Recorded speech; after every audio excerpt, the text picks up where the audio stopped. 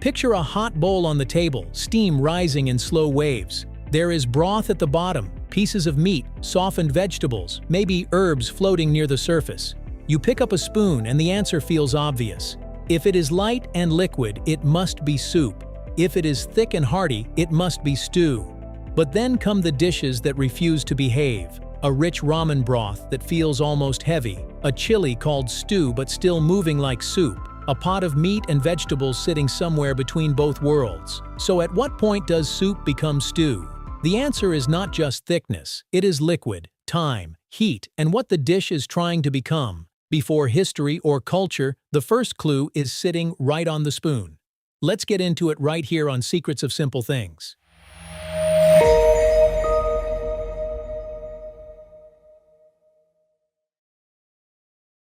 You sip soup, but you scoop stew. The easiest difference to notice is consistency. Soup usually has more liquid, and that liquid is not background, it is the center of the dish. The broth carries aroma, warmth, and much of the flavor.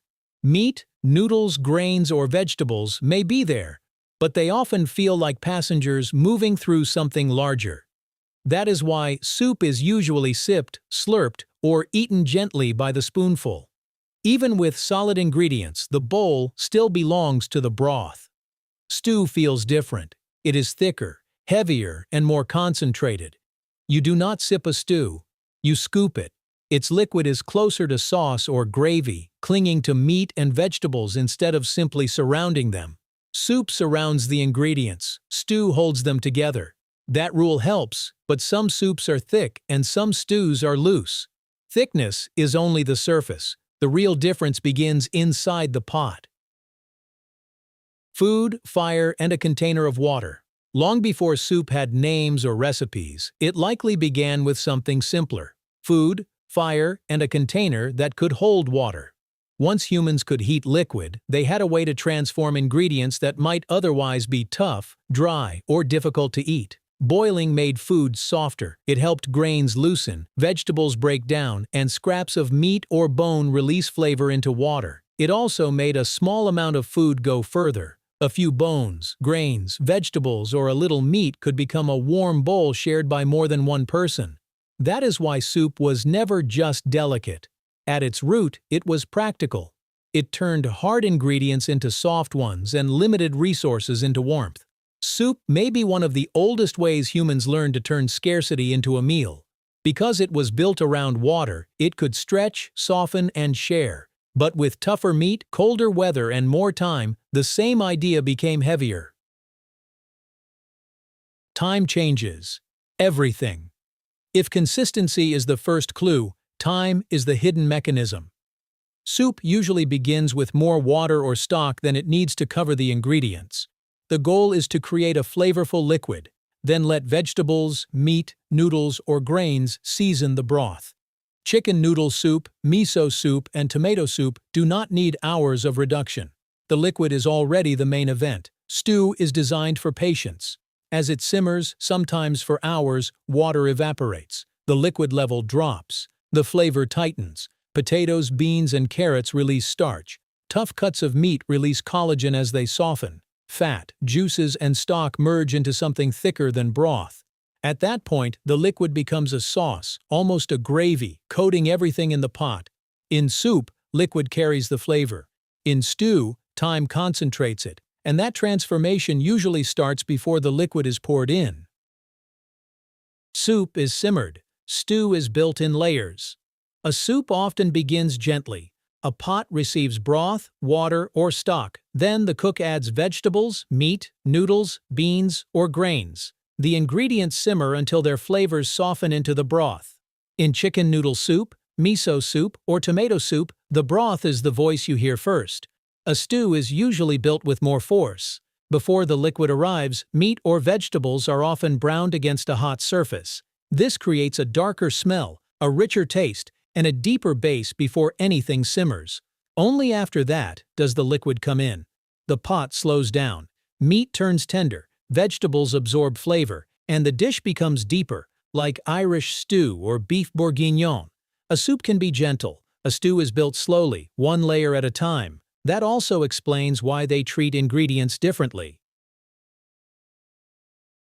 In soup, liquid leads. In stew, solids lead.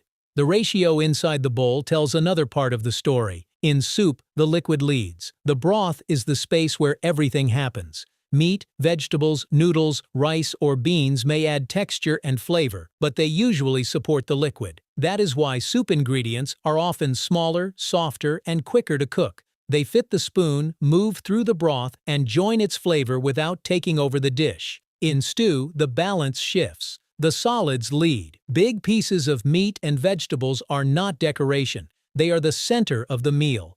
The liquid connects them, coats them, and slowly turns richer. That is why stews often use tougher cuts like beef chuck or lamb shoulder, along with potatoes, carrots, and beans that need time to soften. As they cook, they help thicken the pot. Soup asks, what can flavor the broth? Stew asks, what can survive the slow cook?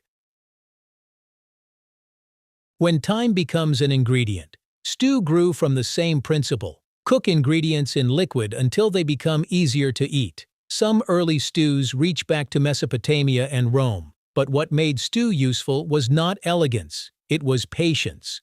Tough meat, thick roots, dried beans, and sturdy vegetables do not reveal their best side in a quick boil. Cook them slowly, and they begin to change. A cheap cut of beef can soften into something rich. Lamb shoulder can turn tender. Potatoes and carrots can become part of the body of the dish. The longer the pot simmers, the more everything gives back.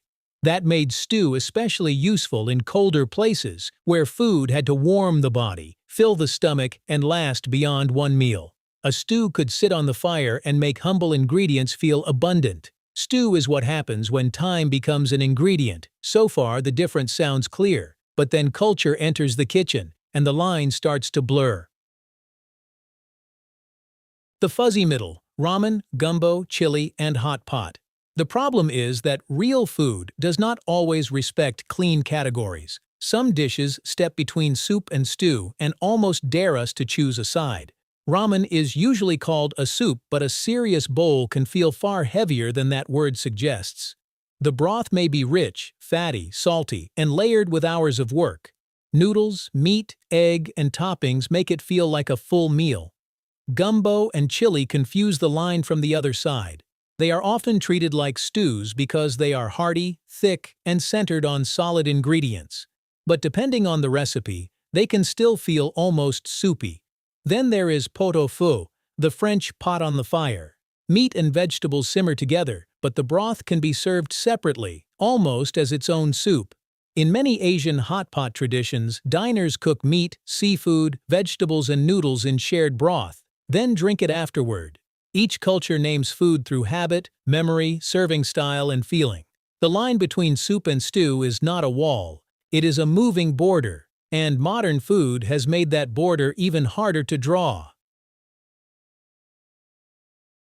When thick soup looks like stew. In modern kitchens, the border has become even softer. Some soups are so thick they almost refuse to pour. A chowder can be packed with potatoes, seafood, cream, and corn until the spoon feels heavy. A bisque can be smooth but rich enough to feel more like a meal than a simple broth. At the same time, some stews are served with extra broth, making them look closer to soup than older definitions suggest. Restaurants, cookbooks, and food shows sometimes use the words loosely, and that is not always a mistake. Food evolves, and definitions evolve with it. A dish may be called soup because it is served like soup, even if it is thick.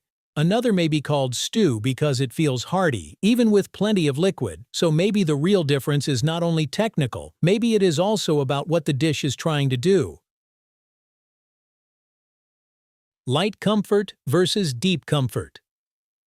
Soup usually feels lighter. It warms you without weighing you down. That is why it appears when someone is tired, cold, sick, or looking for something gentle. A bowl of soup can feel like a soft reset, warm broth, small bites, and comfort that does not ask much from you. Stew gives a different kind of comfort. It is slower, thicker, and more complete. It does not just warm the body, it stays with you.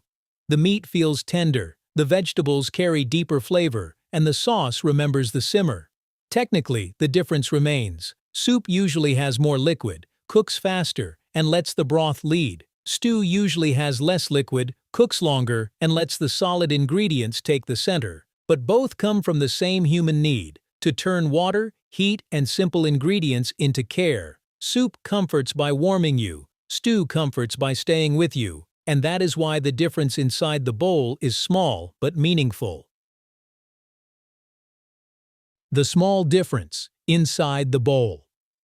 Soup and stew began from the same ancient idea: food, water, fire, and a vessel strong enough to hold them together. Over time, small choices pulled them apart. More liquid and shorter cooking gave us soup. Less liquid and longer cooking gave us stew. Soup trusts the broth. Stew trusts time. One is lighter, looser, and easier to sip. The other is thicker, slower, and built to satisfy more deeply. But both remind us that simple food is rarely as simple as it looks. In the end, the difference is not just in the bowl, it is in how time, heat, and hunger shape the meal. If this bowl made you look at soup and stew a little differently, subscribe to Secrets of Simple Things for more hidden stories behind everyday food, objects, and habits. And tell us in the comments, what simple thing should we explore next?